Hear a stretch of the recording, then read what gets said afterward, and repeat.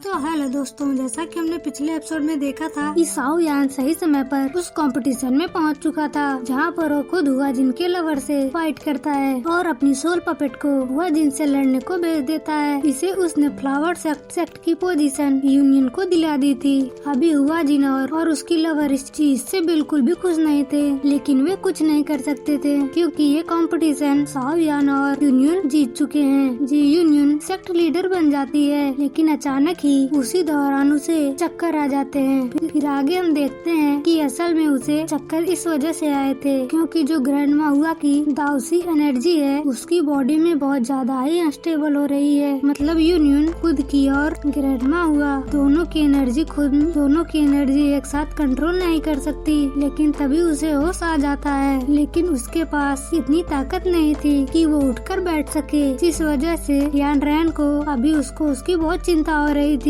पर साओ यान के पास एक आइडिया था, इसलिए वो यूनियन की मदद करने का फैसला करता है। यूनियन एक जगह बैठ जाती है और साओ यान अपने कॉन्शियसनेस यूनियन की सोल कॉन्शियसनेस के साथ कनेक्ट करता है, जहाँ पर सोलसी के अंदर युआन को ग्रैंडमा की दाउसी एनर्जी देखने को मिलती है। यहाँ पर ग्रैंडमा हुआ की एनर्जी और यूनियन की एनर्जी दोनों ही बहुत ज्यादा अनस्टेबल हो चुकी थी। साओ यान भी अभी शुरुआत में इसकी मदद नहीं कर पाता क्योंकि जब वो सोलसी में पहुंचा तो वो दोनों ही एनर्जी साओ यान के पीछे पड़ गयी। साओ यान को उनसे बचने में थोड़ी सी मुश्किल होती है। यहाँ पर अचानक ही ग्रैंडमा हुआ की एनर्जी साओ यान को घेर लेती है और साओ यान पर अटैक कर देती है। साओ यान अपने सोल कॉन्शियसनेस से वहाँ पर उस सोलसी में था, इसलिए अगर साओ यान वहाँ पर फंस जाता तो बड़ी प्रॉब्लम हो जाती।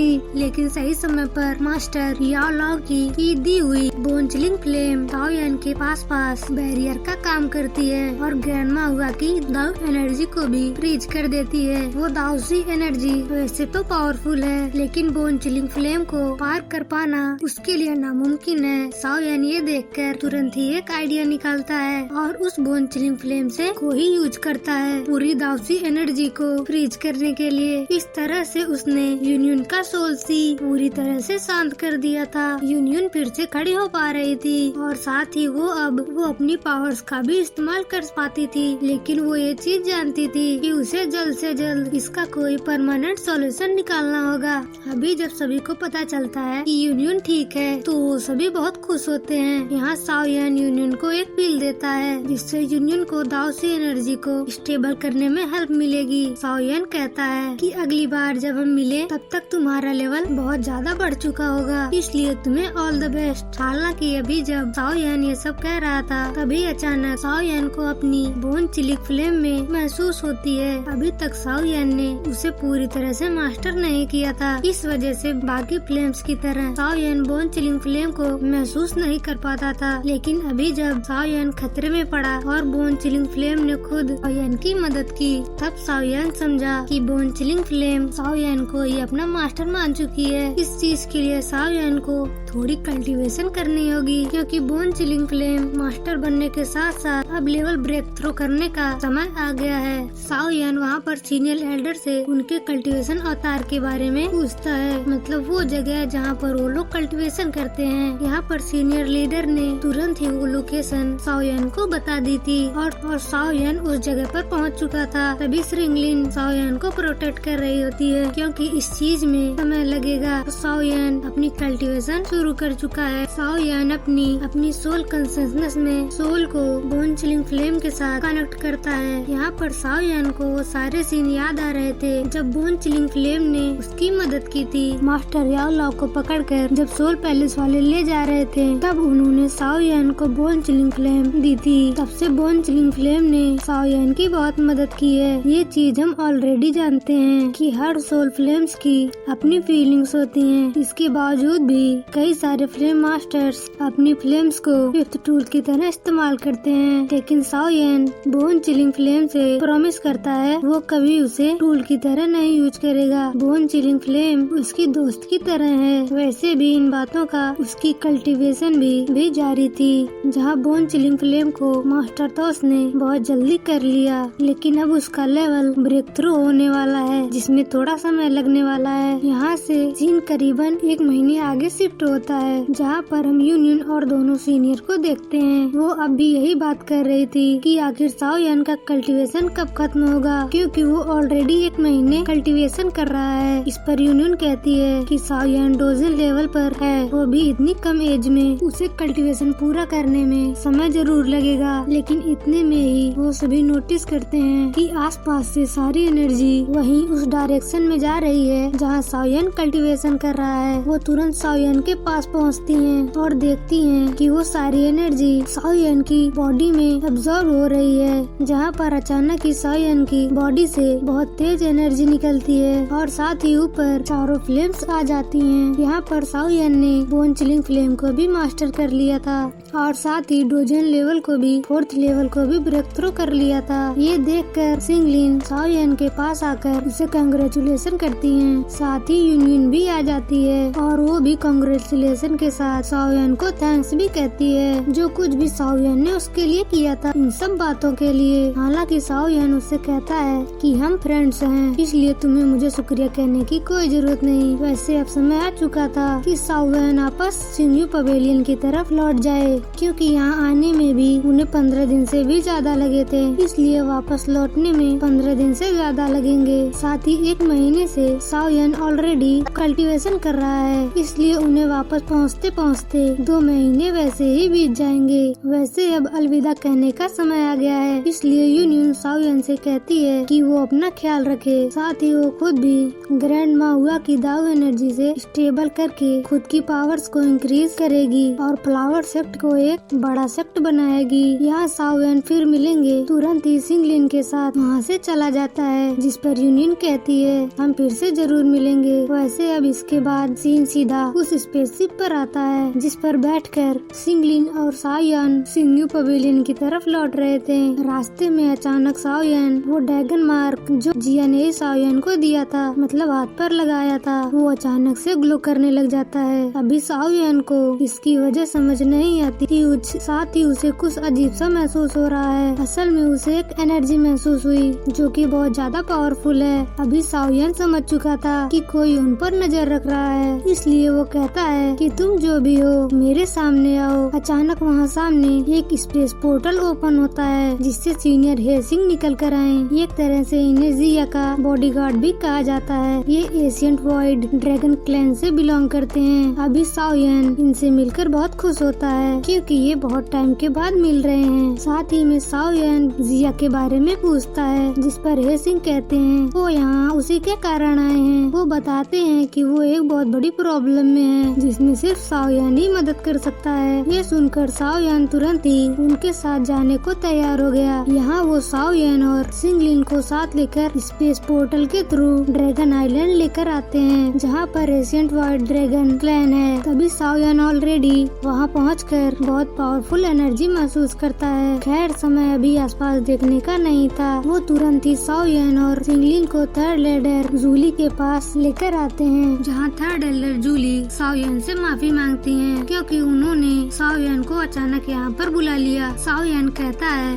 कि मुझे इस चीज से कोई फर्क नहीं पड़ता, जिया मेरी दोस्त है, इसलिए आपको मुझसे माफी मांगने की कोई जरूरत नहीं है। आखिर जिया है कहाँ और उसे हुआ क्या है? थर्ड एल्डर कहते हैं कि फिलहाल हम वहाँ चलते हैं, रास्ते में मैं तुम्हें सारी बातें बताता हूँ। अभी रास्ते में उन्होंने काम की बात बताने से पहले जिया के बारे में बताया। दरअसल में जिया ड्रैगन एम्परर की बेटी है। जिस तरह से एंशियंट वॉइड ड्रैगन क्लैन है, वैसे ही कुछ और ड्रैगन क्लैन पैकेजेस भी है। यहाँ पर इनका क्लैन फर्स्ट नंबर पर आता है। बाकी 2-3 दूसरे फैक्शन हैं, जो कि ड्रैगन एम्परर हैं। वो फर्स्ट फैक्शन की लीडर हैं, मतलब एक तरह से जिया फर्स्ट फैक्शन की प्रिंसेस है। खैर अचानक ही ड्रैगन एम्परर कहीं गायब हो गए, जिसके बाद जिया भी यहाँ से बिना बताए चली गई। एल्डर जूली कहते हैं कि इन्होंने जिया को ढूंढने की बहुत कोशिश की, लेकिन जिया का कहीं अता पता नहीं। हालांकि जब उन्होंने जिया की एनर्जी महसूस की तो उन्हें पता चला कि जिया साओयन के साथ है। वो यहाँ साओयन को शुक्रिया भी कहते हैं क्योंकि साओयन ने बहुत लंबे समय तक जिया का ख्याल रखा था। इस चीज पर साओयन कहने लगता है कि मैंने पहले ही कहा कि आपको मुझे शुक्रिया कहने की कोई जरूरत नहीं। आखिर जिया कहाँ है और उसे हुआ क्या है, आप मुझे बस ये बताइए। अभी साओयन ऑलरेडी ये समझ चुका था कि थर्ड एल्डर जरूर कुछ बताने में हिचकिचा रहे हैं। खैर तब तक वो यहाँ जिया के सामने पहुँच चुके थे। जिया सामने किसी अजीब से क्रिस्टल में कैद हो चुकी थी। थर्ड एल्डर बताते हैं कि जिया ने dragon Phoenix light dragon fruit की पूरी एनर्जी को अपनी बॉडी में एब्जॉर्ब करने की कोशिश की, जिस बीच वो उस एनर्जी से बने क्रिस्टल के बीच फ्रीज हो चुकी हैं। अब ये बात सुनकर साओयन को बहुत ज्यादा गुस्सा आता है और वो थर्ड एल्डर और हेसिंग पर चिल्लाने लगता है। वो कहता है कि आपको उसे ये चीज समझानी चाहिए थी कि किसी भी पावरफुल फ्रूट को इस तरह से डायरेक्ट एब्जॉर्ब नहीं किया जाता। जिया भी बच्ची है, इतनी सारी एनर्जी को एक साथ एब्जॉर्ब कैसे करती? क्या आपने ऐसा करने देने की पहले उसे एक बार रोका भी नहीं? इस पर थर्ड एल्डर कहने लगते हैं कि हमारी मजबूरी थी। वो साओयन को थोड़ी बैक स्टोरी बताते हैं। ड्रैगन एम्परर के बाद जो बाकी 3 फैक्शन है वो इनके फैक्शन के खिलाफ हो गयी। अगर सिंपल लैंग्वेज में समझें कि ये पूरा ड्रैगन आइलैंड 4 हिस्सों में बटा हुआ है जहाँ बाकी 3 फैक्शन मिल चुके हैं। यहाँ पर इनके फैक्शन हमेशा से चाहता था कि ये सारे फैक्शन साथ मिलकर रहें। जहाँ जब तक ड्रैगन एम्परर थे तब तक सब दोस्त थे, लेकिन ड्रैगन एम्परर के जाने के बाद इनका फैक्शन कमजोर होता गया। अभी बाकी 3 फैक्शन इनके फैक्शन पर अचानक हमला ना कर दें। इस वजह से जिया का पावरफुल होना जरूरी था और इसे पावर तभी मिल सकती थी जब वो उस फ्रूट को अब्सॉर्ब कर ले, क्योंकि उसी की बॉडी के अंदर रॉयल ब्लड है। बाकी कोई इस फैक्शन के लिए कुछ नहीं कर सकता। जिया ने किसी कारण से इस चीज के लिए हाँ कर दी थी, लेकिन जिसका डर था वही हुआ और अब वो उसी एनर्जी के बने हुए क्रिस्टल में कैद हो चुकी हैं। साओयन समझ जाता है कि इन लोगों ने उसे यहाँ पर क्यों बुलाया है। साओयन के पास कई सारे फ्लेम्स हैं जिनकी मदद से वो उन क्रिस्टल को फिर से एनर्जी के फॉर्म में ला दे और जिया उन्हें एक एक करके एब्जॉर्ब कर सकती है। हालांकि ये चीज बहुत रिस्की थी, लेकिन उन क्रिस्टल के बीच जिया अभी भी जिंदा है। इस वजह से अब होप बढ़ चुकी है। साओयन मदद करने के लिए मान जाता है, जो सुनकर हेसिंग और थर्ड एल्डर उसका शुक्रिया करते हैं। अभी साओयन को जिया की आखिरी कही हुई बातें याद आने लगती हैं। जिया ने कहा था जब हम फिर मिलेंगे तब मैं उम्मीद करती हूँ कि तुम मुझसे ज्यादा ताकतवर हो जाओगे। साथ ही जिया ने साओयन से स्पेशली ये भी कहा था कि मैं जब तुमसे फिर से मिलने आऊंगी तब तुम मेरे लिए बहुत सारी पिल्स बनाकर रखना। साओयन ये सोचकर अभी थोड़ा दुखी हो जाता है। हालांकि तभी सीन चेंज होता है और उन 3 फैक्शन के लीडर पर जाता है। उन्हें ये चीज पता चल चुकी है कि जिया क्रिस्टल के बीच कैद हो चुकी है। इसका मतलब अभी 4th फैक्शन के लोग कुछ नहीं कर सकते। इसी वजह से ये तीनों फैक्शन मिलकर अटैक करने का प्लान कर रहे हैं, जिससे जिया के फैक्शन को हरा कर वो उसे अपना बना लेंगे। खैर इनके यहाँ इविल हंसी के साथ ये एपिसोड यहीं पर खत्म हो जाता है। Thanks for watching.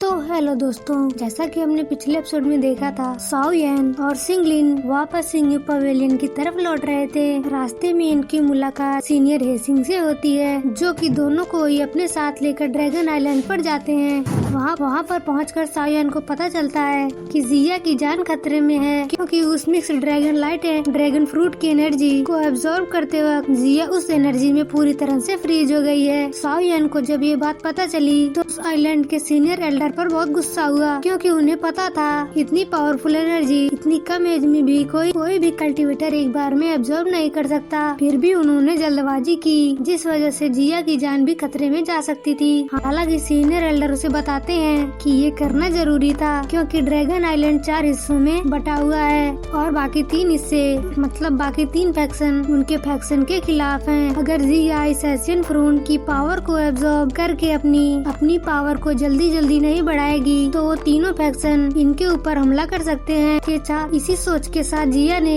उस फ्रूट की पूरी पावर को एक साथ एब्जॉर्ब करने की कोशिश की। हालांकि अब साओ यान वहाँ पर मदद करने के लिए पहुँच चुका है, लेकिन वहीं दूसरी तरफ वो तीनों फैक्शन के लीडर हमला करने की तैयारी कर रहे हैं। उन्हें पता चल चुका है कि जिया क्रिस्टल में कैद है और यही सही मौका है फर्स्ट फैक्शन को अपने कंट्रोल में करने का। वैसे अभी इस पार्ट की शुरुआत में साओ यान एल्डर जूलिन को शुक्रिया कह रहा था, क्योंकि उन्होंने सेंगलिन को ड्रैगन टाउन जिस जगह पर वो लोग कल्टीवेशन करते हैं वो इस्तेमाल करने दिया। इस पर एल्डर जूलिन कहते हैं कि तुम्हें मुझे शुक्रिया कहने की कोई जरूरत नहीं, ये उस लड़की के लिए अच्छा है, क्योंकि उसके अंदर जो सरपेंट स्पिरिट है वो ड्रैगन ऑरा की वजह से स्टेबल हो सकती है। इससे उस लड़की को बहुत मदद मिलेगी। वो कह रहे थे कि जिया अगर अभी ठीक होती तो वो भी अभी ये देखकर खुश होती, इस वजह से मैंने ऐसा किया। वैसे भी इतने में ही साओ यान को एक आवाज सुनाई देती है जो कि कहती है कि लड़के तुम यहाँ भी पहुँच गए। साओ यान ने ऐसे भी तो ये आवाज पहचान ली थी, लेकिन उसे अभी भी यकीन नहीं हो रहा था। लेकिन तभी ताइजियान वहाँ पर आते हैं। सीनियर ताइजियान को देखकर साओ यान तो पहले तो बहुत खुश होता है, साथ ही वो उतना ज्यादा हैरान भी था, क्योंकि ये वही है जिन्होंने मास्टर याओ लाओ को बचाने के टाइम पर सोल हॉल में अपनी जान को दांव पर लगा दिया था। साओ यान पूछता है कि आप यहाँ, तो ताइजियान बताते हैं कि एल्डर जूलिन ने उन्हें बचा लिया था और फिर वो यहीं आ गए। साओ यान ये सुनते ही समझ जाता है कि एल्डर जूलिन ही वो थे जो कि सीक्रेटली ही हमेशा साओ यान की मदद कर रहे थे। वो तुरंत ही एल्डर जूलिन को शुक्रिया कहता है, पर एल्डर जूलिन कहने लगते हैं कि तुम्हें शुक्रिया कहने की जरूरत नहीं, जिया तुम्हारे साथ थी और हम नहीं चाहते थे कि हमारी प्रिंसेस किसी बड़े खतरे में पड़े, इस वजह से हम हमेशा नजर रखे हुए थे। वैसे अभी एल्डर जूलिन बताते हैं कि उन्होंने सीनियर ताइजियान को इसलिए यहाँ पर बुलाया है क्योंकि सीनियर रेसिंग और सीनियर ताइजियान यहाँ दोनों ही बाहर रहकर गार्ड करेंगे, जहाँ पर जब साओ यान जिया की मदद करेगा तो कोई दूसरा प्रॉब्लम क्रिएट ना करे। इसलिए वैसे अभी साओ यान उस क्रिस्टल के सामने बैठ चुका था और उसने अपनी बर्निंग फ्लेमिंग को भी एक्टिवेट कर लिया, लेकिन वो नोटिस करता है कि उस फ्लेम का असर उस क्रिस्टल पर ज्यादा नहीं हो रहा है। इसका मतलब साओ यान को इस चीज में बहुत मेहनत करनी होगी। वहीं दूसरी तरफ अभी एक दूसरे सीनियर एल्डर आकर एल्डर जूलिन से कहते हैं कि क्या तुम्हें इस लड़के की सच में भरोसा है, जिस पर एल्डर जूलिन कहते हैं कि हाँ बिल्कुल, इसने अल्केमिक कॉम्पिटिशन को जीता था और वो भी इतनी कम एज में, और साथ ही इसके पास कई सारी फ्लेम्स हैं, इसलिए जरूर इसमें कोई तो बात है। जिस पर वो एल्डर ये चीज देखकर हैरान थे कि एल्डर जूलिन किसी दूसरे पर इतना भरोसा करते हैं। वो कहते हैं कि मानना पड़ेगा, अगर तुम्हें इस लड़के पर इतना भरोसा है तो जरूर इसमें कोई बात होगी। जिस पर एल्डर जूलिन कहते हैं कि हाँ मुझे तो भरोसा है, लेकिन साथ ही जिया ने बेहोश होने से पहले साओ यान का नाम लिया था। इसका मतलब वो भी जानती थी कि इस सिचुएशन में सिर्फ साओ यान पर भरोसा किया जा सकता है। इस पर अभी वो दूसरे एल्डर कहने लगते हैं कि फिर तो सही है, क्योंकि प्रिंसेस को जल्दी से जल्दी ठीक होना होगा, वरना ये हमारी ईस्ट ड्रैगन आइलैंड के लिए ठीक नहीं होगा। साथ ही में वो ये भी कहते हैं कि वो यहाँ पर ये बताने के लिए आए थे कि बाकी तीनों आइलैंड्स के लीडर, मतलब तीनों फैक्शंस के लीडर हाल ही में एक मीटिंग के दौरान मिले थे। इसका मतलब जरूर ही कुछ गड़बड़ है। जिस पर एल्डर जूलिन अलर्ट लगाने का ऑर्डर दे देते हैं, जिससे इस पूरी प्रोसेस के दौरान साओ यान को कोई डिस्टर्ब ना करे। अभी उनके ऐसा कहने के बाद आइलैंड के आसपास बहुत सारे सोल्जर्स को खड़ा कर दिया गया था, जिससे कि अगर कोई भी हलचल होती है तो उन्हें सबसे पहले पता चले। वैसे इस सीन के बाद कई घंटे बीत जाते हैं और फाइनली उस क्रिस्टल पर हल्का हल्का बदलाव नोटिस होता है। साओ यान देखता है कि वो क्रिस्टल धीरे धीरे पिघल रहा है, लेकिन इतने से बदलाव के लिए उसे कई घंटे मेहनत करनी पड़ी। हालांकि फाइनली रिजल्ट सामने है। इसका मतलब है कि उसकी मेहनत रंग लाई। वो तुरंत ही अपने पास से एक ड्रैगन ब्लड रिफाइनिंग पिल निकालता है। ये असल में ड्रैगन ब्लड है जो कि एल्डर जूलिन ने यहाँ उस प्रोसेस को शुरू करने से पहले दिया था। उन्होंने टोटल 5 ड्रॉप्स दी थी, क्योंकि ये साओ यान की पावर को इंक्रीज कर सकता है और इससे साओ यान को हेल्प मिलेगी जिया को जल्दी ठीक करने में। साओ यान ने तुरंत ही एक ब्लड ड्रॉप को अब्सॉर्ब किया और उसे रिफाइन करने के साथ साथ और वहाँ पर उस क्रिस्टल पर अपनी फ्लेम से प्रेशर डालने लगा। और अब यहाँ पर फिर से कुछ घंटे बीत जाते हैं और क्रिस्टल पिघलना शुरू करता है। बाकी सभी लोग ये चीज देखते हैं तो वो खुश हो जाते हैं। वहाँ पर एल्डर जूलिन बहुत ज्यादा खुश थे। वो कह रहे थे कि मैं बहुत खुश हूँ कि जिया को तुम्हारे जैसा दोस्त मिला। वैसे अभी जब वो ऐसा बोलते हैं तो उसी दौरान उन्हें कुछ महसूस होता है और वो समझ जाते हैं कि कोई कोई ईस्ट ड्रैगन आइलैंड में जबरदस्ती एंटर करने की कोशिश कर रहा है और अभी वो यहाँ पर सीनियर रेसिंग और सीनियर ताई जियांग को हाई अलर्ट पर रहने को कहते हैं। उस जगह को इनविजिबल करके वहाँ से ईस्ट ड्रैगन के मेन बॉर्डर पर चले जाते हैं, जहाँ आकर वो देखते हैं कि कई सारे स्पेस पोर्टल्स ओपन हो चुके हैं, जिनसे बाकी 3 आइलैंड के लीडर बहुत सारे गार्ड के साथ वहाँ पर एंट्री ले रहे हैं। और अभी वो इतने सारे गार्ड के साथ आए हैं, इसका मतलब वो हेलो बोलने के लिए तो नहीं आए होंगे। वैसे एल्डर जूलिंग जब ध्यान से देखते हैं तो उन्हें सामने से साउथ और वेस्ट आइलैंड के लीडर ही दिखाई देते हैं। इसका मतलब नॉर्थ आइलैंड का लीडर अभी तक वहाँ नहीं आया है। खैर अचानक ही साउथ आइलैंड का लीडर यहाँ पर एल्डर जूलिंग से कहने लगता है कि तुम्हें क्या लगता है कि तुम एक बच्चे की मदद से सारे आइलैंड्स को अपना बना लोगे? जिस पर एल्डर जूलिंग कहते हैं कि वो लड़की इस चीज की हकदार है क्योंकि उसके अंदर रॉयल ब्लड है। लेकिन वो साउथ आइलैंड का लीडर तो तुरंत ही एल्डर जूलिंग पर हमला कर देता है और कह देता है कि मैं ये चीज नहीं मानता। अभी दोनों के ही बीच लड़ाई शुरू हो चुकी थी। इस लड़ाई के बीच एल्डर जूलिंग का लेवल सामने आता है। वो ऑलरेडी बांगसंग लेवल पर पहुंच चुके हैं, इसलिए ये लड़ाई इतनी ज्यादा भी मुश्किल नहीं थी। लेकिन फिर भी साउथ आइलैंड का लीडर भी कुछ कम ताकतवर नहीं है। वो भी यहाँ पर एल्डर जूलिंग को अच्छी टक्कर दे रहा है। इस तरफ इन दोनों की लड़ाई चल रही है और दूसरी तरफ आइलैंड के बाकी सभी गार्ड्स और कुछ दूसरे एल्डर ने अभी वेस्ट साइड के लीडर को संभाल रखा है। वैसे इसी दौरान हम यहाँ पर वापस साओ यान और जिया को देखते हैं। क्रिस्टल धीरे धीरे पिघल रहा था, जिस वजह से उस क्रिस्टल की एनर्जी भी रिलीज हो रही थी। वो एनर्जी साओ यान अपनी पावर्स की मदद से जिया को एब्जॉर्ब करने में हेल्प कर रहा था। अभी जैसे जैसे वो एनर्जी जिया की बॉडी में एंटर होती है, वैसे ही वैसे जिया की एनर्जी उसे खुद एब्जॉर्ब करना शुरू करती है, जिस वजह से वो रिलीज भी हो रही थी। वैसे ये एनर्जी सच में बहुत ज्यादा पावरफुल है। इस वजह से जो एल्डर जूलिंग ने इनविजिबल बैरियर बनाया था वो उस वजह से दिखाई नहीं दे रहे थे।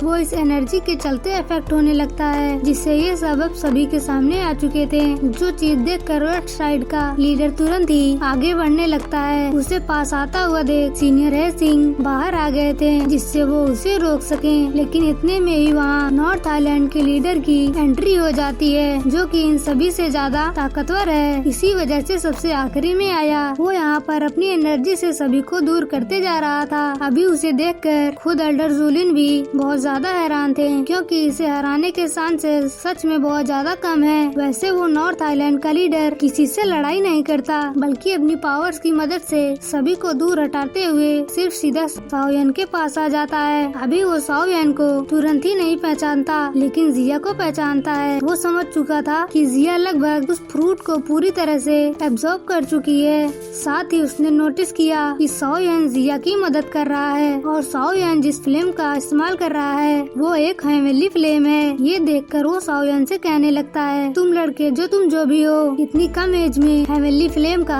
होना सच में कमाल है। हालांकि ये हमारे ड्रैगन आइलैंड के बीच की बात है, इसलिए मैं तुम्हें इन्वॉल्व नहीं करना चाहता। इसलिए अपने प्रोसेस को बीच में ही रोक दो और यहाँ से चले जाओ। हालांकि साओ यान उसकी बात नहीं सुनता और उसे इग्नोर करता है, जो देखकर उस लीडर को बहुत गुस्सा आने लगा था और वो तुरंत ही यहाँ पर साओ यान के ऊपर अटैक करने की कोशिश करता है। लेकिन साओ यान वहाँ से गायब हो चुका था, क्योंकि असल में वो साओ यान का एक क्लोन था, जो साओ यान ने उसे डिस्ट्रैक्ट करने के लिए लगाया था। असली साओ यान हवा में था, जो कि अभी भी अपनी बर्निंग फ्लेम को उस क्रिस्टल को पिघलाने में यूज कर रहा है। अभी साओ यान को वहाँ से गायब होता हुआ देख उस लीडर को और ज्यादा गुस्सा आता है और वो कहता है कि अब मुझे सीरियसली हमला करने पर तुमने ही मजबूर किया है, इसलिए बाद में मुझे अब ब्लेम मत करना। क्या कहकर वो साओ यान के ऊपर फिर से हमला करने लगता है। इस बीच कुछ लोग तो उसे रोकने की कोशिश करते हैं, लेकिन वो उसे रोक नहीं पाते। हालांकि साओ यान अभी अपनी जगह से हिल नहीं सकता, क्योंकि जिया अभी उस क्रिस्टल की पूरी एनर्जी को लगभग करने ही वाली है। एंड टाइम पर जब उस लीडर ने का अटैक साओ यान को टच करने वाला था, तभी जिया ने उस एनर्जी को पूरी तरह से एब्जॉर्ब कर लिया और वो फिर से होश में आ गई। और होश में आते ही वो अपनी पावर्स को रिलीज करती है। यहाँ पर उसके रॉयल ब्लड की एनर्जी नोटिस करते ही वो नॉर्थ लीडर समझ जाता है कि यहाँ से निकलने में ही भलाई है, क्योंकि जो अटैक उसने साओ यान के ऊपर किया वो जिया की एनर्जी की वजह से ऑलरेडी खत्म हो चुका है। वो लीडर तुरंत ही वहाँ से भागने की कोशिश करता है। वैसे तो वो पूरी रफ्तार से भाग रहा था, लेकिन जिया बस अपनी थोड़ी सी एनर्जी से रिलीज करके उसे जमीन पर गिरा देती है। यहाँ पर हम देखते हैं कि जिया होश में तो आ गई है, साथ ही वो अभी अपनी एडल्ट फॉर्म में थी, जिसका यही मतलब है कि जिया अभी बहुत सीरियस है। वो यहाँ पर उस लीडर से कहती है कि अगर तुम्हारे हमले की वजह से साओ यान को खरोच भी आई होती तो मैं अभी तुम्हारी यहाँ पर जान ले लेती। हालांकि उसके इतना कहते ही ये एपिसोड यहीं पर खत्म हो जाता है। Thanks for watching.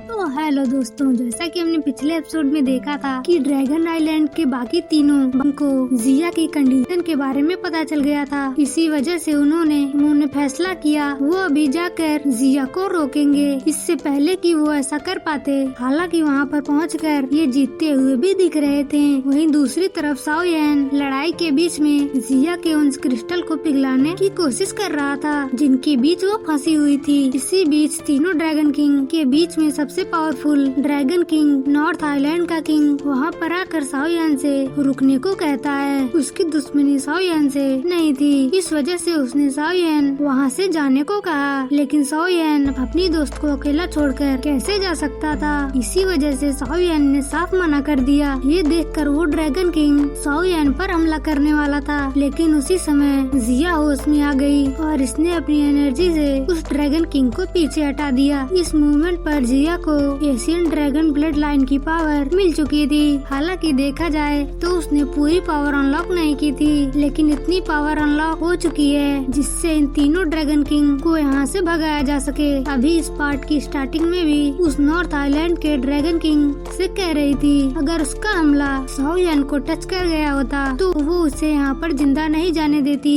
वैसे अभी जिया की बॉडी से जो एशियन ब्लड लाइन की ओर निकल रही थी, उसे महसूस करके ये लड़ाई पहले ही रुक चुकी थी, क्योंकि तीनों ड्रैगन किंग समझ चुके हैं कि अब वो कुछ नहीं कर सकते। वो नॉर्थ किंग आइलैंड का ड्रैगन तो पहले ही भाग चुका था। तभी साओ यान जिया के पास आता है और उससे पूछता है कि वो ठीक तो है, क्योंकि उसने अभी अभी ही रिकवर किया है और अचानक ही अपनी इतनी पावर का इस्तेमाल कर दिया। जिया कहती है कि वो पूरी तरह से ठीक है, लेकिन वो ये नोटिस कर पा रही थी कि अभी साओ यान की हालत ठीक नहीं है। वो करीबन 1 महीने से जिया के उन क्रिस्टल को पिघलाने के लिए लगातार अपनी एनर्जी का यूज कर रहा था, जिस वजह से उसकी पूरी लगभग एनर्जी खत्म हो चुकी है और अब उसे थोड़ा आराम करने की जरूरत है। वो यहाँ पर अपने एशियन ब्लड लाइन के एक ड्रॉप को साओ यान की बॉडी में इंजेक्ट करती है और हेसिंग से कहती है कि वो साओ यान को यहाँ से लेकर जाएं, जिससे साओ यान थोड़ा आराम कर सके। यहाँ की सिचुएशन अब वो खुद संभाल लेगी। वहाँ पर हेसिंग तुरंत ही ऑर्डर फॉलो करके साओ यान को अपने साथ लेके चले गए और जिया यहाँ पर बाकी दोनों ड्रैगन किंग से के पास आकर उन्हें समझाने लगी कि ड्रैगन आइलैंड पर ड्रैगन किंग नाम की कोई चीज है ही नहीं। यहाँ पर सिर्फ केवल एक ही चीज राज करती है और वो है ड्रैगन एम्परर और उसके लोग। साथ ही वो उन्हें वार्निंग भी देती है कि अगर उन्होंने फिर से आगे चलकर कोई प्रॉब्लम क्रिएट करने की कोशिश की तो ड्रैगन आइलैंड पर कोई भी ड्रैगन किंग नहीं बचेगा। तभी वहाँ पर खड़े हुए वो दोनों ड्रैगन किंग ये तो जानते हैं कि अभी वो जिया का कुछ नहीं कर सकते, लेकिन उन्होंने अभी भी हार नहीं मानी है। वो यहाँ पर एल्डर जूलिन को जरूर चैलेंज करके जाएंगे कि वो फिर से जरूर लौटेंगे, लेकिन अभी के लिए प्रॉब्लम सॉल्व हो चुकी थी। इसलिए सीन यहाँ पर वापस साओ यान के ऊपर आ जाता है। साओ यान को अभी सोते हुए 1 दिन हो चुका था। अगले ही दिन जब उसकी नींद पूरी होती है तो उसने सबसे पहले जिया का नाम चिल्लाया, क्योंकि 1 दिन पहले वो जिया से उसके कंडीशन के बारे में नहीं पूछ पाया था। यहाँ पर एल्डर जूलिन और हेसिंग दोनों ही तुरंत आ जाते हैं। वो साओ यान को फिर से होश में आता देखकर बहुत खुश थे।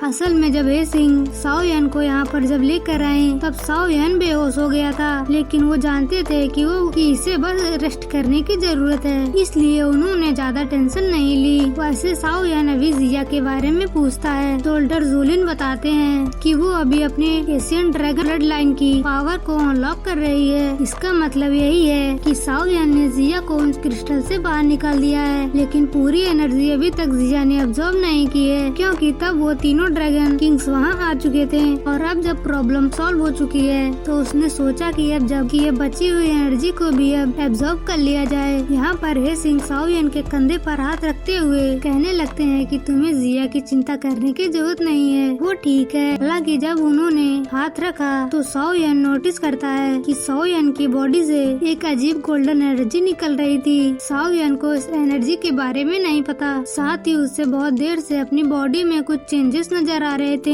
हे सिंह बताते हैं कि एशियन ड्रैगन बर्ड लाइन की पावर उसके अंदर आ चुकी है। साओ यान जब उन पावर्स को ट्रिगर करता है तो उसकी बॉडी पर एक आर्मर आ जाता है जो कि ड्रैगन स्केल आर्मर है। और कमाल की बात ये है कि ये इस ड्रैगन आइलैंड का सबसे रेयर आर्मर है, क्योंकि ये एशियन ड्रैगन की स्किन जैसा हार्ड और बहुत ज्यादा मजबूत है। और अभी हे सिंह साओ यान को बता रहे थे कि इस आर्मर का होना साओ यान के लिए बहुत अच्छा है। आगे चलकर साओ यान को इस आर्मर से बहुत हेल्प मिलेगी। साओ यान ये सुनकर बहुत खुश था और तभी एल्डर सुओ कहते हैं कि तुम्हें 4-5 दिन और यहाँ पर रुक जाना चाहिए, क्योंकि तुम्हारी फ्रेंड सिंगलिन अभी भी कल्टीवेशन से बाहर नहीं आई है। उसे भी अपनी प्रोसेस कंप्लीट कर दे तो फिर तुम दोनों साथ में ही यहाँ से निकलना। साओ यान भी सिंगलिन के बिना नहीं जा सकता था, इसलिए वो कुछ और दिन यहाँ पर रुकने का फैसला करता है। वैसे भी उसे यहाँ पर एक और काम निपटाना है। शाम के समय वो अकेले में 3000 बर्निंग फ्लेम को बाहर निकालता है। अगर आप लोगों को याद हो तो साओ यान ने इस फ्लेम से प्रॉमिस किया था कि ये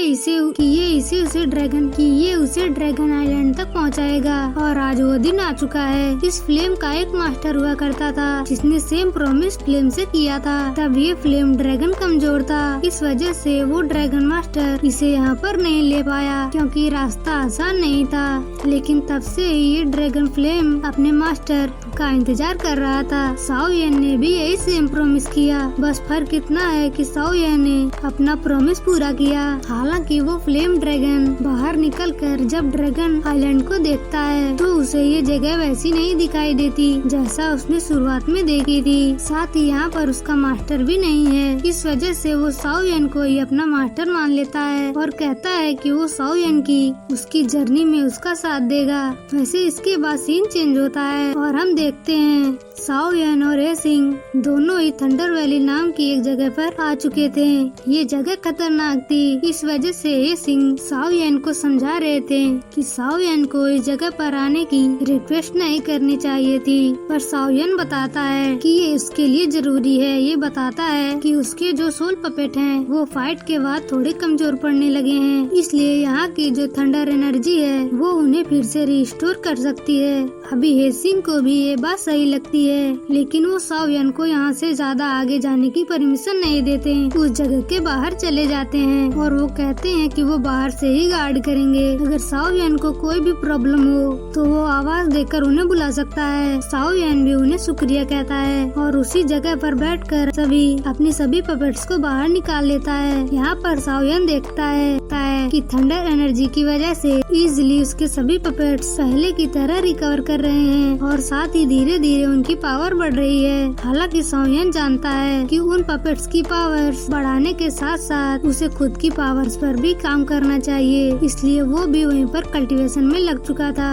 वैसे वहाँ पर जो अभी थंडर एनर्जी थी, अगर नॉर्मली देखा जाए तो किसी भी कल्टीवेटर की बॉडी में के कई टुकड़े कर सकती है, लेकिन साओ यान के पास हेवनली फ्लेम है जो कि उसे प्रोटेक्ट कर रही थी। साओ यान ने सोचा कि अगर यहाँ पर मैंने हेवनली फ्लेम की मदद से इस थंडर एनर्जी को एब्जॉर्ब करूँ तो इससे मेरी बॉडी को भी कोई नुकसान नहीं होगा, साथ ही थंडर एनर्जी के कारण मेरी कल्टीवेशन भी स्पीड से बढ़ेगी। साओ यान को ये आइडिया सही लगा, इसलिए उसने तुरंत ही ये प्रोसेस शुरू कर दी। हालांकि फिर भी उसे इसमें 15 दिन पूरे लग गए अपनी लेवल को अचीव करने में। साथ ही इस कल्टीवेशन में उसे बहुत ज्यादा प्रॉब्लम का सामना भी करना पड़ा, क्योंकि भले ही उस थंडर एनर्जी उसके बॉडी को डैमेज न पहुंचा रही हो, लेकिन दर्द उतना ही साओ यान को ज्यादा सहना पड़ रहा था। लेकिन फिर भी किसी तरह हेवनली फ्लेम का एक टोर्नेडो क्रिएट करके साओ यान ने बहुत ज्यादा अमाउंट में थंडर एनर्जी को एक साथ एब्जॉर्ब किया और लगभग 15 दिन में डोजन 5 स्टार थंडर को अचीव कर लिया। साथ ही साओ यान देखता है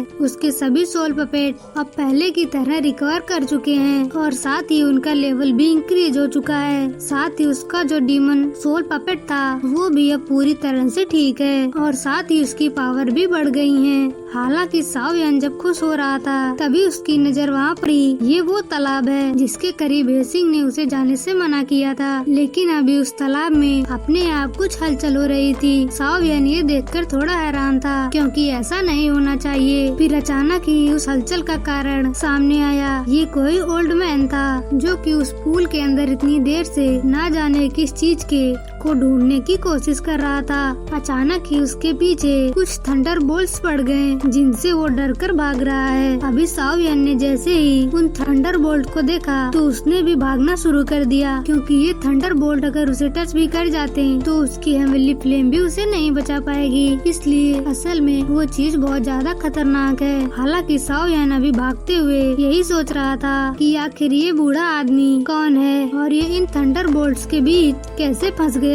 ये तो क्लियर बातें हैं कि वो जो भी है ताकतवर जरूर है, तभी उसने इतना बड़ा रिस्क उठाया। खैर वो बूढ़ा आदमी सीधा भागते हुए यहाँ पर सीधे साओ यान के करीब आता है और उसे साओ यान का लेवल पता चलता है। वो साओ यान से कहने लगता है कि लड़के तुम इतने ज्यादा कमजोर हो कि आखिर तुम थंडर बोल्ट के पास क्या कर रहे हो। साओ यान को तो ये बहुत ज्यादा डिसरेस्पेक्टिंग लगा, लेकिन अभी जवाब न देकर भागने में ही उसकी भलाई थी। साओ यान यहाँ पर यही उससे कहने लगता है कि बेवकूफ तो आप हो जो आप इस तरह के पुल में जाकर घुसे और अब भाग रहे हो। और अब अचानक ही वो बूढ़ा आदमी बहुत ही स्पीड से आगे बढ़ता है और कहता है कि माफ करना, मुझे अब यहाँ से जाना होगा। इतना कहकर उसने एक पोर्टल ओपन किया और वहाँ से चला गया। साफ साफ वो साओ यान को इस प्रॉब्लम में फंसा के चला गया, क्योंकि अब वो थंडर बोल्ट साओ यान का पीछा कर रहे थे। साओ यान सोच रहा था कि ये बूढ़ा आदमी तो बहुत ज्यादा चालाक निकला, और फिर साओ यान ने भी अपनी स्पीड दिखाई और साथ ही एक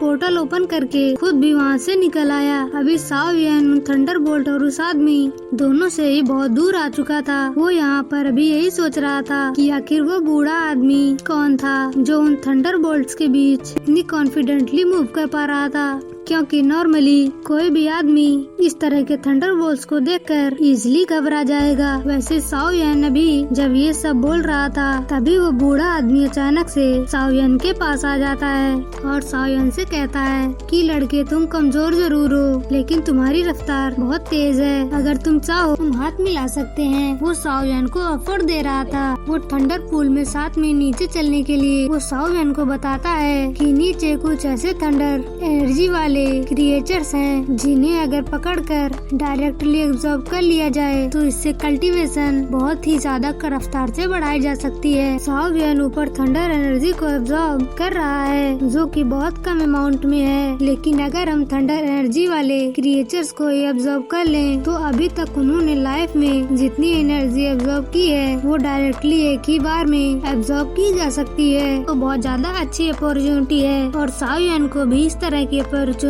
बहुत पसंद है, लेकिन वो अभी इस बूढ़े आदमी पर भरोसा नहीं कर सकता। इसी वजह से साओ यान ने मना कर दिया। बूढ़ा आदमी ये सुनकर बहुत हैरान था। वो साओ यान से कहने लगता है कि आजकल की जनरेशन में बिल्कुल भी हिम्मत नहीं है। साओ यान भी उसे ऐसा दिखाता है कि उसे सच में बहुत ज्यादा डर लग रहा हो। वो अभी बस यही बात कहता है कि अगर जान बची तो बाद में मैं अपना लेवल बढ़ा लूंगा, नीचे जाकर मरने से तो अच्छा है। ये सुनकर ओल्ड मैन को थोड़ी सी डिसअपॉइंट महसूस हुई, क्योंकि वो साओ यान को कोई स्पेशल लड़का समझ रहा था। वो साओ यान को अपना नाम बताता है और वो कहता है कि मैं वैसे तो बहुत ज्यादा बूढ़ा नहीं हूँ, लेकिन लोग मुझे ओल्ड मैन मैंग के नाम पे बुलाते हैं, तो तुमने मेरा नाम जरूर सुना होगा, तो क्या अब तुम मेरे साथ चलने की हिम्मत कर सकते हो। जिस पर साओ यान कहता है कि नहीं, मैंने आपका नाम कभी नहीं सुना, इसलिए मैं आपके साथ बिल्कुल भी नहीं जाऊंगा। अभी साओ यान ने ऐसा कहकर अपनी वो कमजोर वाली बात का बदला ले लिया था, पर उस ओल्ड मैन को ये बात पसंद नहीं आई। इस वजह से उन्होंने कहा कि ठीक है, मुझे चलना चाहिए। वैसे यहाँ पर उनके जाते ही अचानक से वहाँ पर हेसिंग आ गए और वो साओ यान से कहने लगे कि आखिर वो इस तरह की जगह पर क्यों आया है, ये जगह सच में बहुत ज्यादा खतरनाक है। वो साओ यान से कह रहे थे कि अगर ये चीज जिया को पता लग गई तो ना जाने वो उनकी क्या हालत करेगी। खैर अभी वो यहाँ पर साओ यान को अपने साथ लेकर चले जाते हैं, पर ओल्ड मैन जो कि अभी अभी वहाँ से गायब हुए थे वो सब कुछ देख देख रहे थे। वो सोच रहे थे कि आखिर ये लड़का कौन है जो एशियन पॉइंट ड्रैगन क्लैन इतने करीब है, क्योंकि देखकर ही पता चल रहा है कि साओ वियन एक नॉर्मल ह्यूमन है। साथ ही उन्होंने साओ वियन का नाम भी सुना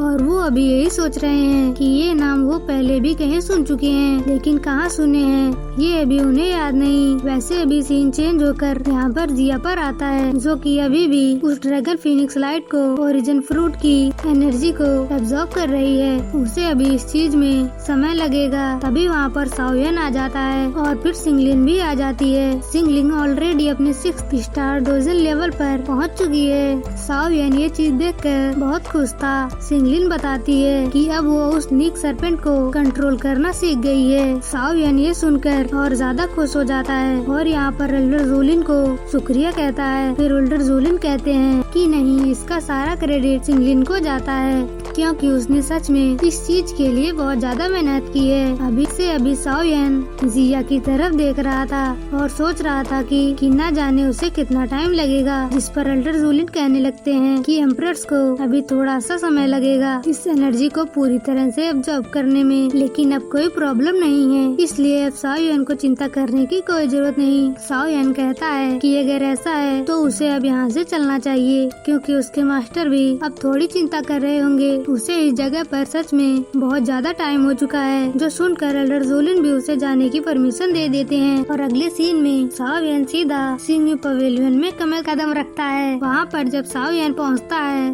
तो मास्टर फेंग और मास्टर याओ लाओ दोनों ही उसे देखकर बहुत ज्यादा खुश हुए। साथ ही उनकी इस खुशी का एक और कारण है। साओ वियन कारण पूछता है तो वो बताते हैं कि साओ वियन के लिए गुड न्यूज है। साओ वियन ये सुनकर पहले ही खुश हो जाता है, लेकिन जब वो उस गुड न्यूज के बारे में पूछता है तो वो बताते हैं कि ये न्यूज प्यूरिफाइंग ड्रीमन लोटस फ्लेम के बारे में है। दरअसल में ये हेवनली फ्लेम सारी फ्लेम्स में टॉप 3 पर आती है और अब वो वहाँ पर क्या न्यूज देने वाले हैं ये चीज हमें अगले एपिसोड में पता चलेगी। Thanks for watching. तो हेलो दोस्तों, जैसा कि हमने पिछले एपिसोड में देखा था, साओ वियन ड्रैगन आइलैंड में थंडर आइलैंड पर जाकर ट्रेनिंग करता है, डोजन के 5 स्टार लेवल को अचीव करता है और फिर उसके जितने भी डीमन पपेट और अडीमन पपेट सब और ज्यादा ताकतवर हो जाते हैं। उसके बाद Sao vein fully pavilion star लौट आता है और पवेलियन वापस लौटते ही मास्टर याओ लाओ साओ वियन को एक बहुत अच्छी न्यूज देते हैं। ये न्यूज डीमन लोटस फायर के बारे में थी। उसके बाद हमें दिखाया जाता है साओ वियन जो उस नाम को सुनकर बहुत ज्यादा खुश हो जाता है, जिसके बाद वो एक्साइटेड होते हुए पूछता है तो क्या फिर प्यूरिफाइंग डिवाइनिंग लोटस फ्लेम का लास्ट फ्रेगमेंट मिल चुका है। साओ वियन इतना ज्यादा खुश इसलिए था क्योंकि प्यूरिफाइड डिवाइनिंग लोटस फ्लेम एक बहुत बड़ा ट्रेजर है। ये वो हेवनली फ्लेम है जिसके बारे में साओ वियन हमेशा सपना देखता था। साओ वियन के पास इस हेवनली फ्लेम के लोकेशन के मैप का 3 फ्रेगमेंट है और अब लास्ट फ्रेगमेंट ढूंढने की बारी है। जब ये साओ वियन को मिल जाएगा तो फिर साओ वियन के पास हेवनली फ्लेम के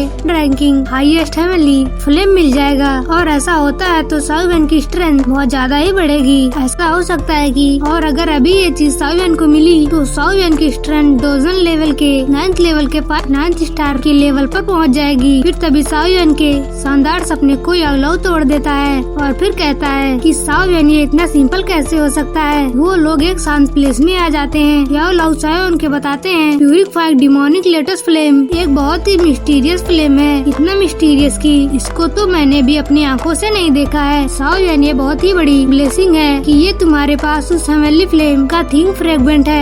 ये जो 4था फ्रेगमेंट है ये पाना इतना आसान नहीं होने वाला है। याओ लाओ की बात को सुनकर साओ वियन इम्प्रेस हो जाता है और फिर धीरे आवाज में कहता है कि तो फिर गुड न्यूज क्या थी टीचर जो आप हमें बताना चाहते थे। साओ वियन को रिएक्शन को देखकर याओ लाओ थोड़ा सा हंसने लगते हैं। फिर कहते हैं कि हम लोगों को वो फाइनल फ्रेगमेंट नहीं मिला है, पर हमें उस फ्रेगमेंट के बारे में न्यूज पता चली है। साओ वियन फिर से अलर्ट हो जाता है और फिर पूछता है कि क्या न्यूज है। तो फिर याओ लाओ बताते हैं ये बहुत ज्यादा स्पेशल ट्रेड फेयर होने वाला है जो कि सेंट्रल फ्रेम में कई सालों के बाद होता है। ये इतना स्पेशल है कि जो ऑर्डिनरी एक्सपर्ट हैं जो कि इस फेयर के बारे में जानते ही नहीं, वो एक्सपर्ट जिनकी स्ट्रेंथ उनकी पीक स्टार तक पहुंच गई है, वो भी इसके बारे में तब जान सकते हैं जब उनका बहुत ही अच्छा रिलेशन हो एक हाई क्लास लोगों के साथ, बढ़िया नेटवर्क। ये ऐसा इसलिए भी है क्योंकि जो ऊंचे लेवल के लोग हैं वो इसमें एंटर ही नहीं कर सकते। इस ट्रेड फेयर में एंटर करने के लिए मिनिमम क्वालिफिकेशन पर्सन को मिनिमम 1000 के पीक क्लास पे होना जरूरी है। इसलिए ऐसा कह सकते हैं कि जो भी ट्रेड मार्क कॉम्पिटिशन में कॉम्पिटेट करते हैं वो सब 1000 क्लास में होते हैं और 1000 क्लास में होने की वजह से वो सब इस कॉन्टिनेंट के टॉप फेयर एक्सपर्ट होते हैं। साओ ये बात सुनकर एकदम हैरान हो जाता है और वो कहता है इस वक्त ट्रेड फेयर एंट्री रिक्वायरमेंट जिसमें मिनिमम क्वालिफिकेशन 1000 के पीक स्टार होना है। साओ इतना दंग इसलिए रह गया है क्योंकि 1000 के पीक स्टार का मतलब कि बहुत ज्यादा स्ट्रॉन्ग। साओ तो अभी 1000 पर पहुंचा है। पहले के समय में 1000 का मतलब ऐसे लोग जो कि क्लैन के लिए गॉड की तरह थे और यहाँ पर इस मेले में जाने के लिए उस पर्सन को उस लेवल पर ताकतवर होना होगा। इसके बाद साओ खुद में ही कहने लगता है तो फिर प्यूरिफाइंग डिमोनिक लोटस फ्लेम के लास्ट का मैप फ्रेगमेंट जरूर ही इस बाजार में देखा गया होगा। यालो तो तुरंत कहते हैं कि तुम सही समझ रहे हो। मेरे कुछ दोस्तों से मुझे पता चला है कि ये जो स्पेशल चीज है, स्पेशल ट्रेड फेयर है, उस जगह पर उस मैप का आखिरी फ्रेगमेंट देखा गया था। और न्यूज ये भी है कि जिस पर्सन के पास ये लास्ट फ्रेगमेंट है उस पर्सन को भी इस बारे में पता है कि ये map purified demonic lotus flame का है, पर क्योंकि उसके पास बाकी 3 फ्रेगमेंट नहीं है और इसी वजह से वो इस मैप के टुकड़े को इस्तेमाल नहीं कर सकता और इसी वजह से वो इसे बेचने के लिए राजी हो जाता है। साओ कहता है कि अगर उसे पता है कि ये किस चीज का मैप है तो वो जरूर ही इसके एक्सचेंज में एक बहुत ही ग्रेट प्राइस डिमांड करेगा। साओ ने बाकी मैप के टुकड़े को पास्ट में उन लोगों के हासिल किया था जिनको इस बारे में कुछ भी नहीं पता था, पर यहाँ पर बात पूरी तरह से बदल गई है। यालो फिर से कहते हैं कि हाँ, हमारे पास और कोई चारा भी नहीं। उस प्यूरिफाइड डिमोनिक लोटस फ्लेम के मैप के बारे में जो हमें पता चला है वो बस इतना ही है और अगर इस बार हम उसको ग्रैब नहीं कर पाए तो पता नहीं कि हमें उसके बारे में पता भी चल पाएगा। तब साओ जोश में आ जाता है और कहता है कि ठीक है, चाहे कुछ भी हो जाए, अगर वो चीज हमें दिख गई तो हर हालत में मैं उसे पाकर कर रहूंगा। साओ सोचने लगता है कि वो उस प्यूरिफाइड डिमोनिक लोटस को फ्लेम के मैप को बहुत मुश्किल से ढूंढा है और अगर उसे वो प्यूरिफाइड डिमोनिक लोटस मिल जाता है तो उसकी पावर इतनी ज्यादा बढ़ जाएगी। इवन हॉल ऑफ सोल के तियानजुन है, उन्हें भी साओ एक ही थप्पड़ में मार सकता है क्योंकि जब साओ की स्टन 1000 के पीक पर पहुंचेगी तब साओ 3 मिस्टर चेन का इस्तेमाल करके पता नहीं किस लेवल पर पहुंचेगा। यालो भी हमें से रिलाते हैं और फिर मुस्कुराते हुए कहते हैं कि मैं बहुत सालों से मैं उस स्पेशल ट्रेड फेयर में नहीं गया हूँ, इसलिए मुझे अभी उसके बारे में ज्यादा नहीं पता, पर जितना मुझे पता है कि वो फेयर इतना ज्यादा अच्छा होता है कि वहाँ पर बहुत सारे मिस्टीरियस ट्रेड रिसर्च भी दिखाई देते हैं। किस्मत अच्छी रही तो उस जगह पर तुम लोगों को एक तियांग क्लास भी स्किल मिल सकती है। साओ जब ये बात सुनता है साओ और ज्यादा भी शौक हो जाता है। एक तियांग क्लास साओ स्किल मतलब ऐसी ताकत कि हेवन एंड अर्थ को डिस्ट्रॉय करने की ताकत। साओ के पास भी एक 10 क्लास ताओ स्किल है जो कि उसे अपनी बढ़िया किस्मत की वजह से मिला था, ग्रेट हेवन क्रिएशन फार्म। इसकी मदद से साओ उस ओल गोजाइलिंग जो कि 1000 के 5 स्टार लेवल पर था उसको बड़ी आसानी से मार देता है। साओ इसके बाद याओ से पूछता है कि आप मुझे बताइए कि ये स्पेशल ट्रेड फेयर कब होने वाला है। याओ काउंट करते हैं और फिर बताते हैं कि इस ट्रेड फेयर के होने में अब लगभग आधे साल से भी कम का समय बचा हुआ है। साओ तुरंत ही कहता है कि मतलब हमारे पास ज्यादा समय नहीं है। साओ ऐसा इसलिए कह रहा है क्योंकि उस मैप फ्रेगमेंट को पाने के लिए Sao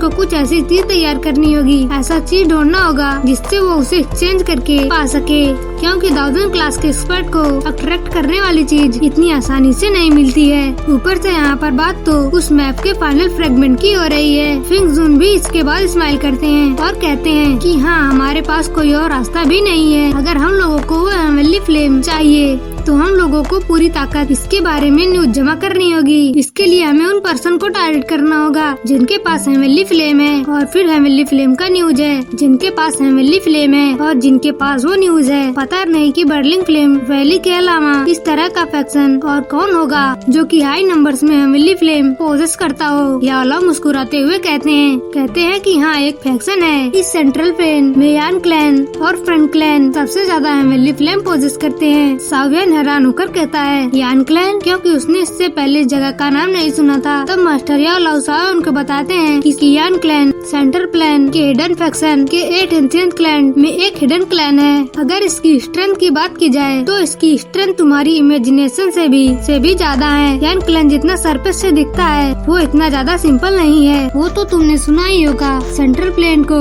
वर्न hall 1 tower 2 sect 3 valley 4 pavilion कहा जाता है। ये तो बस सेंट्रल प्लेन का जर्नल फॉर्म है, क्योंकि जो असली किंगडम फैक्शन है जैसे कि गू क्लैन वो सब अपना नाम सामने आने ही नहीं देते हैं। साओ सावियन शॉक्ड हो जाता है। ये एशियन क्लैंस, वो थोड़ा सा एजिटेट होते हुए कहता है, तो आखिर ये 8 एशियन क्लैन होता क्या है, कौन कौन से हैं? सावियन थोड़ा सा शांत हो जाता है, जिसके बाद वो रिप्लाई करता है 8 एशियन क्लैन में आते हैं द गू क्लैन और द ओ क्लैन। इन दोनों का नाम तो तुम जानते ही होगे। इसके अलावा 5 जो और क्लैन हैं, उन क्लैन का नाम यान क्लैन, याओ क्लैन, ई क्लैन और लिंग क्लैन। सावियन इन मिस्टीरियस क्लैन का नाम सुनकर एक गहरी सांस लेता है। सावियन को ऐसा फील हो रहा था जैसे कि अभी तक वो इस दुनिया के बारे में कुछ जानता ही नहीं था। सावियन अभी तक सोचता था कि हॉल ऑफ सोल ही सबसे स्ट्रॉन्गेस्ट क्लैन है, पर सावियन को अभी समझ में आ रहा है कि दूसरे क्लैन है जिनकी अनकम्पेरेबल है। लेकिन जैसा कि आपने नोटिस किया, मास्टर याओ ने 7 क्लैन के बारे में ही बताया। सावियन इसीलिए शाउट होते हुए कहने लगता है, पर आपने टीचर तो 7 ही क्लैन के नाम बताए। याओ सावियन की तरफ घूरते हुए कहते हैं और उसके बाद कहते हैं, सावियन जो 8th क्लैन है वो तुम्हारा क्लैन है, वो एशियन क्लैन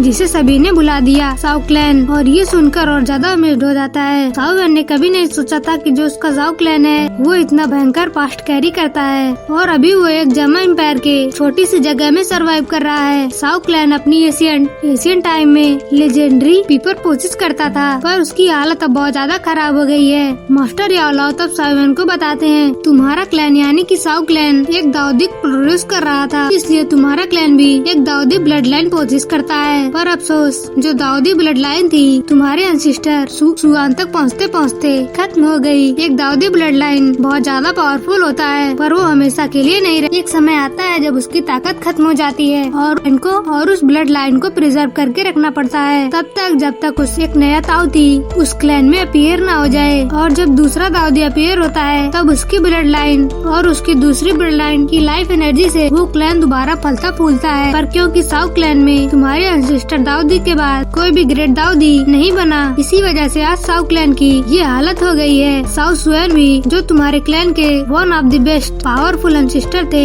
वो हाफ ही दाऊदू लेवल को अचीव कर पाए थे और वो भी इसीलिए तुम्हारे क्लैन के डिक्लाइन को नहीं बचा पाए। इसलिए अब तुम्हारे साओ क्लैन के दाऊदी ब्लड लाइन पूरी तरह से वेस्ट हो चुका है। क्योंकि इतने सालों तक मैं तुम्हारे साथ रहा और मैं तुम्हारे अंदर दाऊदी ब्लड लाइन का एक सेल्फलेस अंश भी नहीं देख पाया। आई थिंक तुम भी इस बात से पूरी तरह से अवेयर होगे। सावियन हमें अपना सिर हिलाता है। सावियन थोड़ा सा उदास हो जाता है और फिर मास्टर याओ सावियन के पास आते हैं और उसके शोल्डर को टैप करते हुए कहते हैं, सावियन कोई भी बर्डन फील करने की जरूरत नहीं है। तुम्हें एक दाऊदी लेवल अचीव करने के लिए एक दाऊदी ब्लड लाइन की जरूरत नहीं है। तुम्हारे टीचर तुम्हारे ऊपर हमेशा भरोसा रखते थे और आगे भी हमें तुम्हारे ऊपर भरोसा रहेगा। तुम जरूर ही फ्यूचर में अपने दम पर तुम्हारे क्लैन के भूले हुए दाऊदी ब्लड लाइन को जगाओगे। याओ की बात को सुनकर सावियन मुस्कुराने लगता है और थोड़ा सा चुप रह जाता है। अब माहौल शांत हो गया था, लेकिन उसके बाद सावियन को कुछ रियलाइज होता है और फिर सावियन याओ की तरफ देखते हुए कहता है, पर टीचर आप उन्हें 8 एशियन क्लैन के बारे में इतनी अच्छे से कैसे मालूम है? लेकिन आपने ही तो कहा था कि कोई भी ऑर्डिनरी पर्सन इस तरह की इन्फॉर्मेशन को पा नहीं सकता है ना? सावियन इसीलिए ऐसा कह रहा है कि सावियन ने एक चीज नोटिस किया, उन एशियन क्लैन में से एक क्लैन का नाम याओ क्लैन है और मास्टर याओ का नाम भी याओ है। याओ अभी समझ जाता है कि सावियन ओवर पॉइंट कर रहा है। फिर याओ हंसने लगते हैं और कहते हैं कि लिटिल फेलो, कि तुम बहुत ज्यादा तेज हो गए हो। हाँ, तुमने बिल्कुल सही गेस किया। सावियन कहता है, तो क्या टीचर वो याओ क्लैन से रिलेटेड है? याओ थोड़ी देर के लिए शांत हो जाते हैं। उसके बाद एक स्माइल के साथ कहते हैं कि हाँ, मैं याओ क्लैन का मेंबर हूँ, पर वो मेंबर जो उस क्लैन ने पहले ही छोड़ दिया है। और ये बात सुनकर सावियन शाउट हो जाता है और फिर ये एपिसोड यहीं पर खत्म हो जाता है। Thanks for watching.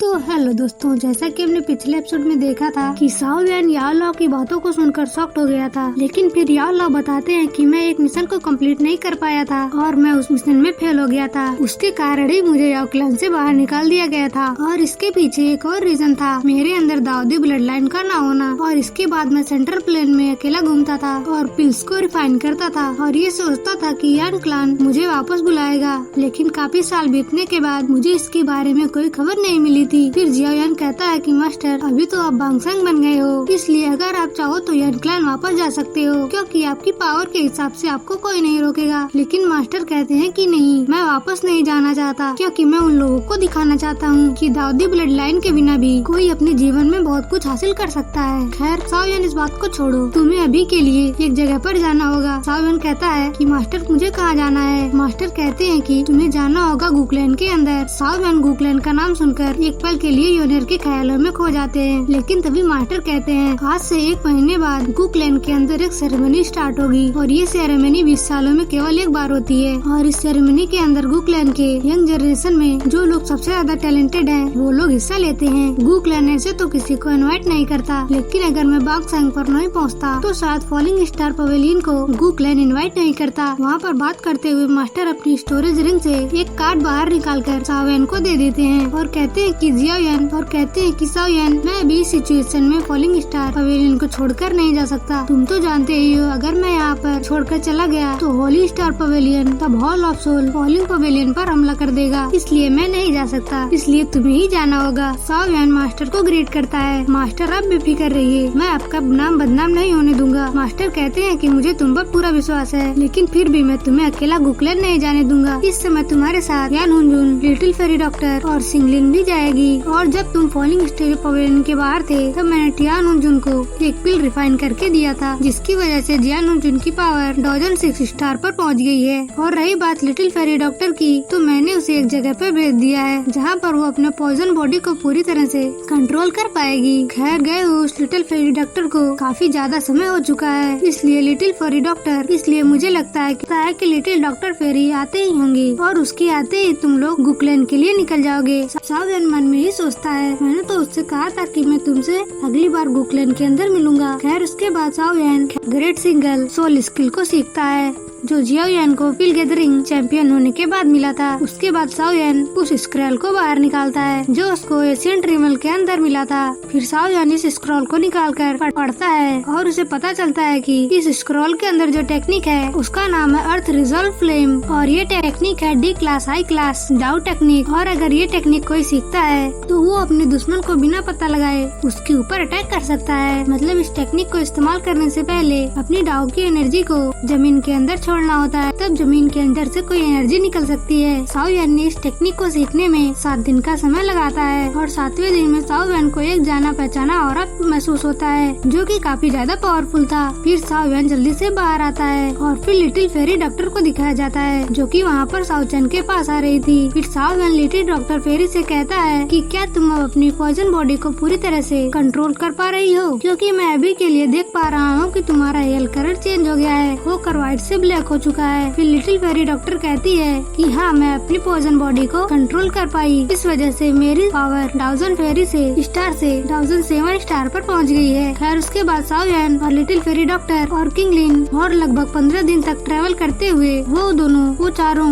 और उसके 2 दिन के बाद वो सभी 15 दिन के बाद वो चारों गो होली सिटी पहुंच जाते हैं। फिर जियाओ यान और बाकी तीनों देखते हैं कि इस गो होली सिटी के अंदर एंट्री करने से पहले एक बड़ा सा एक गेट था और इस गेट के बाहर बहुत सारे गार्ड खड़े थे और इन सभी के हाथों में बड़े बड़े स्पीयर्स थे और सभी गार्ड में जो सबसे बड़ा कमजोर था वो तांगजोंग था। साओ यान इन सभी को ध्यान से देख रहा था, लेकिन तभी अचानक से उसकी नजर एक आदमी पर जाती है और वो आदमी ब्लैक समर्ड आर्मी का कमांडर लिंग कुआंग था। और कमांडर लिंग कुआंग अभी के लिए 1000 लेवल के 7 स्टार पर पहुंच चुका है। लेकिन तभी कमांडर लिंग साओ यान को नोटिस कर लेता है और गुस्से में साओ यान से कहता है तुम्हें यहाँ पर किसने बुलाया। ये बात सुनकर साओ यान अपनी स्टोरेज रिंग से उस टोकन को निकालकर कमांडर लिंग के पास तेजी से फेंकता है। कमांडर लिंग लुआंग इस टोकन को पकड़ते हैं और कुछ देर बाद कहते हैं अच्छा तो तुम असल में फॉलिंग स्टार पवेलियन से हो, लेकिन मेरा गुकलैंड फॉलिंग स्टार पवेलियन को इनवाइट क्यों करेगा। साओ यान कहता है अगर तुम्हें पढ़ना नहीं आता है तो जाओ गुकलैंड के किसी मेंबर से पूछो, लेकिन वहाँ जाने से पहले इस टोकन को वापस करो। कमांडर लिंग कुआंग कहते हैं इस टोकन को वापस करो और कहता है कि तुम यहाँ पर आओ और इस टोकन को खुद ले लो। लेकिन कमांडर लिंग कुआंग अभी कहा ही था कि तभी वहाँ पर एक धमाका झोंका आता है और अगले ही पल वो देखते हैं कि वो टोकन साओ यान के पास था। कमांडर लिंग कुआंग पहले से और ज्यादा गुस्सा हो जाते हैं क्योंकि साओ यान ने सभी के सामने उसके हाथों से शोकन को छीन लिया था। कमांडर लिंग कुआंग अपना गुस्सा कंट्रोल नहीं कर पाते और अगले ही पल साओ यान के ऊपर अटैक कर देते हैं, लेकिन तभी साओ यान कमांडर लिंग कुआंग के सीने पर एक पंच मार देता है। उसके बाद लिंग कुआंग उड़ते हुए जाकर एक दीवार से टकरा जाता है और अपने मुंह से खून और उसके मुंह से खून निकलने लगता है। उसके बाद लिंग कुआंग चिल्लाते हुए ब्लैक समर्ड आर्मी से कहता है, ब्लैक समर्ड आर्मी जाओ उस लड़के को जान से मार डालो। और इसी के साथ साओ यान का स्वागत गुकलेन के अंदर फाइट के साथ किया जाता है और ये एपिसोड यहीं पर खत्म हो जाता है। Thanks for watching. तो हेलो दोस्तों, जैसा कि हमने पिछले एपिसोड में देखा था कि कमांडर लिंग कुआंग ने साओ यान के ऊपर हमला करने का ऑर्डर दे दिया था और फिर सभी सैनिक साओ यान के ऊपर हमला करने के लिए जाने लगते हैं और वो अपनी पूरी पावर से साओ यान की टीम पर हमला करने लगती है। पर साओ यान ये चीज देखकर मुस्कुराता है, जिसके बाद साओ यान की बॉडी में बिजली दौड़ पड़ती है और ये बिजली 10,000 लाइट मूवमेंट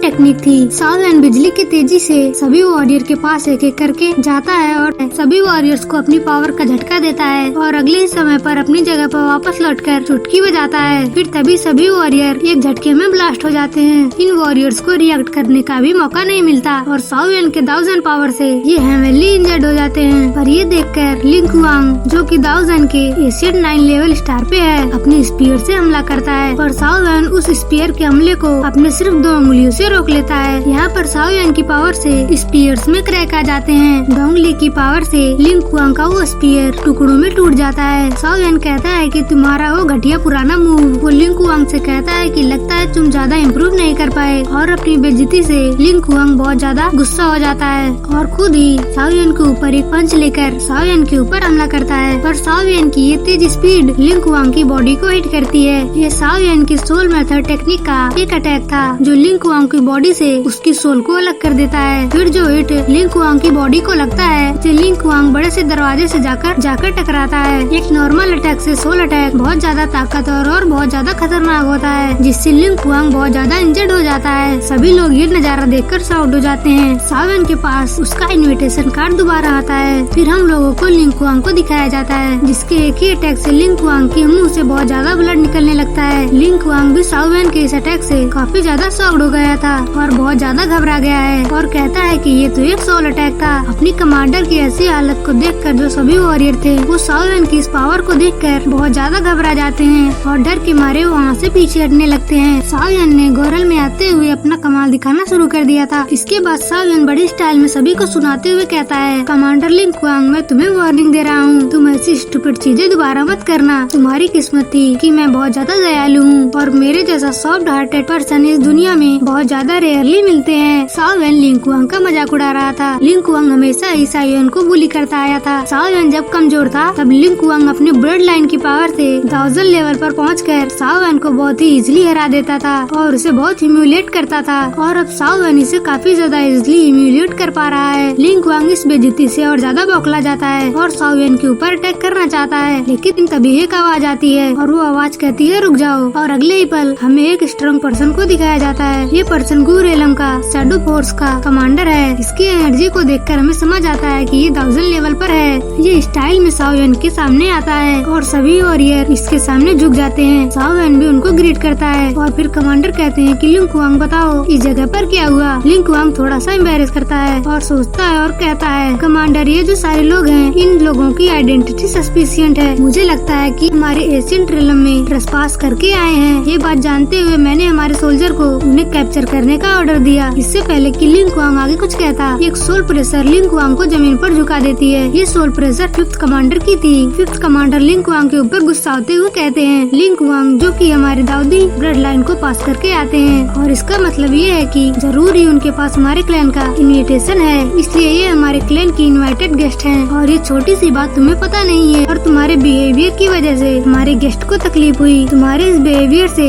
गेस्ट के सामने हमारे क्लैन का क्या इम्प्रेशन पड़ेगा। लिंग कुआंग की पूरी बोलती बंद हो जाती है, लेकिन तभी साओ यान ग्रीट करते हुए कहता है कि कमांडर मेरा नाम साओ यान है और हम 4 स्टार पवेलियन से आए हैं। पर साओ यान का नाम सुनते ही 5th कमांडर का एक्सप्रेशन बहुत ज्यादा बदल जाता है। अभी तक ये जो बहुत ज्यादा पोलाइट था, साओ यान के लिए उसके ऊपर एक गुस्सा दिखाई देता है। इससे हमें समझ में आता है कि सुनर के वर्ड से सभी के लोगों पर क्या पकड़ा है, लेकिन अपने गुस्से को कंट्रोल करते हुए कहता है, मिस्टर साओ यान हमारे साथ आइए। कुछ दिनों तक हमारी एशियन सिटी में आराम करिए और हमारी खातिरदारी को एंजॉय करिए। जैसे ही कंपटीशन स्टार्ट होता है, कोई आएगा और आपको एशियन ट्रेलर में लेकर जाएगा। साउयन का ग्रुप भी इस टेंशन को फील कर रहा था। इसके बाद भी वो फिर इसके साथ चल देते हैं और जैसे ही साउयन 5th कमांडर को पास करता है, 5th कमांडर कहते हैं, अगर आप बुरा ना माने तो मैं आपसे कहना चाहता हूँ कि मैं देखना चाहूँगा हमारी मिस ओनर जो आपके बारे में कह रही थी। आप वाकई में इतने ज्यादा एक्सीलेंट हैं। ये साउयन को एक इनडायरेक्ट चैलेंज था। साउयन उस चैलेंज को एक्सेप्ट करते हुए कहता है, आप जब भी चाहें तब आप इसका टेस्ट कर सकते हैं। जिसके बाद साउयन का ग्रुप एशियन सिटी में एंटर करता है। सीन यहाँ से शिफ्ट होता है और ये सीन कुछ दिनों बाद का है, जहाँ पर एशियन गू रियलम में कंपटीशन स्टार्ट हो गया है और साउयन की टीम भी एशियन गू रियलम में आ गई है। अलग अलग क्लैन से जो लोग आए हैं वो एक दूसरे को चैलेंज करके फाइट कर रहे हैं। पर इस बीच हमें साउयन के ग्रुप को दिखाया जाता है जो कि एक कंपार्टमेंट में बैठकर आराम से चाय पी रहे हैं। वो चैलेंज करने का इंतजार कर रहे हैं। इस बीच साउयन अपने ग्रुप को ब्लैक आर्मी के बारे में इंफॉर्मेशन जमा करने को कहा था। तो लिटिल फेरी डॉक्टर बताती है, ब्लैक आर्मी ग्रुप यानी कि गू रियलम के वो यंग जनरेशन सोल्जर जो इस बार इस कंपटीशन में पार्टिसिपेट करने वाले हैं। लिटिल फेरी डॉक्टर बताती है, गू रियलम में जो आर्मी मेंबर्स हैं उनका सिलेक्शन प्रोसेस बहुत ज्यादा स्ट्रिक्ट है। ब्लैक आर्मी में एंटर करने के लिए पर्सन को एक सर्टेन स्पेसिफिक लेवल पर जाना, साथ ही साथ एक सर्टेन एज रेंज में भी जाना पड़ता है। क्लैन हाउजनसू कहते हैं, ये जो ब्लैक इनलेस आर्मी है उसके अंदर 8 कमांडर्स हैं, 4 मार्शल्स हैं और 2 किंग्स हैं और ये सभी लोग वो हैं जो यंग जनरेशन में दाव जोन लेवल पर पहुंच गए हैं। फिर लिंक कहती है कि यंग मास्टर, मैंने ये सुना कि ये जो एशियन क्लैन की मिस है जिसने आपके बारे में क्लैन में कुछ ऐसा कह दिया है जिसकी वजह से आपके नाम का यहाँ पर बहुत ज्यादा बवाल है। और वो मिस गू रियलम में एक गॉडेस की तरह थी क्योंकि एशियन क्लैन की यंग जनरेशन के दिलों पर राज करती हैं, पर क्योंकि वो आपको पसंद करती हैं, इसकी वजह से बहुत सारे लोगों को ऑलरेडी आपके लिए दुश्मनी जाग गई है। वेल इन सब की बात को सुनकर लिटिल फेरी डॉक्टर हंसने लगती हैं, लेकिन फिर कहती हैं, साउयन जो कि 8 कमांडर्स हैं वो तुम्हारे लिए कोई थ्रेट्स नहीं है, तुम उनसे आराम से डील कर लोगे। पर उसके बाद जो 4 मार्शल और 2 किंग हैं वो लोग बहुत ज्यादा ताकतवर हैं, तुम्हें उनके साथ डील करने में थोड़ी प्रॉब्लम हो सकती है। इसके बाद सीन शिफ्ट होता है। उसके बाद हमें ब्लैक एनलेस आर्मी का एक और कमांडर दिखाया जाता है। इसका नाम यंग हाउ है। ये लिंक वांग और 5th कमांडर के साथ है। लिंक वांग ने साउयन के बारे में सब कुछ बता दिया है और इसी वजह से यंग हाउ साउयन की तरफ देखते हुए कहता है, तो यही वो साउयन है जिसके बारे में हमारी यंग मिस ने कहा था। लिंक वांग कहने लगता है कि हाँ, पता नहीं कि मिस इस लड़के के अंदर क्या देखी है। इस लड़के से तो हमारे एशियन क्लैन के यंगर जनरेशन के टैलेंट ऑलरेडी बहुत ज्यादा स्ट्रॉन्ग है। यंग हाउ कहता है, यंग मिस भले ही हमारे ऊपर इंटरेस्टेड नहीं है बस, लेकिन इस जैसे बेवकूफ के ऊपर इंटरेस्टेड रहने हम ये बात कभी भी नहीं सहेंगे। और गुस्सा दिखाते हुए वो ग्लास को तोड़ देता है। और फिर 5th कमांडर कहते हैं, साउयन हमारा गेस्ट है, हम उसके ऊपर ऐसे रेकलेसली अटैक नहीं कर सकते। यंग हाउ कहता है, 5th कमांडर फेंगचिंग, तुम चिंता मत करो, जो भी होगा वो सब रूल्स के मुताबिक होगा। फिर नीचे में जो फाइट चल रही थी वो खत्म हो जाती है और हमें यंग हाउ की आवाज सुनाई देती है। अनाउंसमेंट होता है, ब्लैक एनलेस का 3rd commander Yang Hao hill gathering competition का चैंपियन साउयन को फाइट के लिए चैलेंज करता है। साउयन जो चाय पी रहा था वो शॉक्ड हो जाता है और फिर यह हाउ चिल्लाते हुए कहता है, मैं black army 3rd commander Yang Hao mister Sauyan की रेपुटेशन के बारे में बहुत पहले से सुन रखा है, तो मैं आज उनके जरिए इस फाइट में थोड़ा सा गाइडेंस लेना चाहता हूँ। तो क्या आप मेरे इस चैलेंज को एक्सेप्ट करोगे? फिर हम साउयन को देखते हैं जो कि एक डेवल स्माइल देता है और फिर कहता है कि लगता है कि खेल शुरू हो गया है। और फिर ये एपिसोड यहीं पर खत्म हो जाता है। Thanks for watching.